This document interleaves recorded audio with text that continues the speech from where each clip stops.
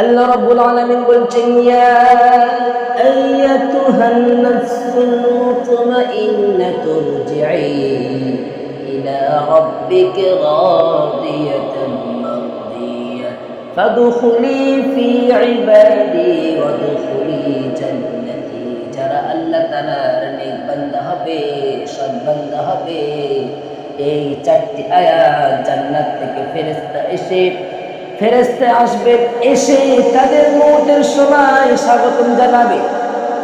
কাদের মওতের সময়? যারা নেক হবে, সৎ হবে, আল্লাহ রাব্বুল আলামিনের হুকুমকে মেনে চলবে, নবীর সুন্নাত অনুযায়ী চলবে, নবীর তরিকা অনুযায়ী সে জীবন অতিবাহিত করবে, তার মওতের সময় ফেরেশতারা এই চারটি আয়াত পাঠ করবে, তাদেরকে স্বাগতম জানাবে। চারটি আয়াত দ্বারা তাদেরকে স্বাগতম জানানো হয়।